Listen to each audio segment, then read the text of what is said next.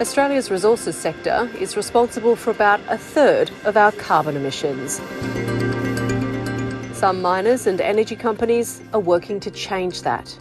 For the very first time, we've seen almost the entire planet rally around emission reductions. Oz Minerals boss Andrew Cole wants his next mine to be carbon neutral. The copper and nickel project in remote Western Australia will be powered by its own renewable energy system.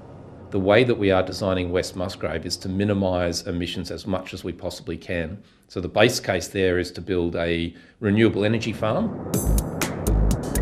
The miner is also going to install less power-intensive equipment. It's also difficult to retrofit existing operations with some of the technology that you need to actually make this journey. So it is easier to do on new operations which we're designing for. Analysis by EY reveals for the first time, miners have ranked ESG and decarbonisation as the top two risks and opportunities they're facing as they head into 2022, which is why we're seeing companies like FMG start to reinvent themselves. Founder Andrew Forrest is reimagining what he started as an iron ore company nearly 20 years ago. Our target is that people will see Fortescue as a different company. We will be a renewable and resources company, not just an iron ore mining company. FMG is working toward carbon neutrality by 2030 and for its customers by 2040. Its subsidiary, FFI, is developing technologies to achieve that. We've set up a centre in Hazelmere here in Perth where we've already demonstrated on a haul truck and a dual rig that we can use hydrogen, and we've also already put ammonia through a locomotive and testing it in ship cylinder engines as well.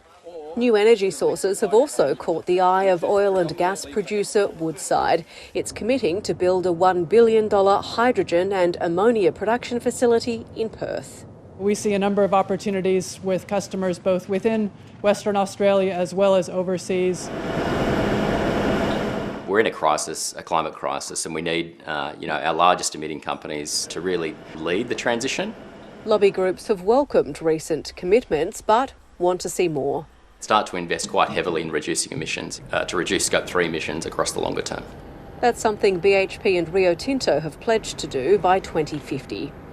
Australia's biggest iron ore producer has now tripled its commitment to cut its Scope 1 and 2 carbon emissions, now committing to halve its carbon footprint by the end of this decade.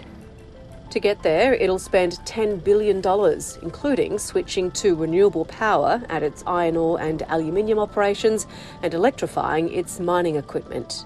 We're working with our partners, Caterpillar, Komatsu, to really develop the technology so that we can replace diesel trucks, probably with battery technologies, but potentially hydrogen as well.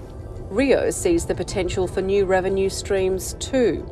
I think it will open opportunities that we probably can't even imagine today in our own existing industries, but also, I guess, in adjacent industries as well. While there's still much debate about targets, the resources sector is heading toward a greener future.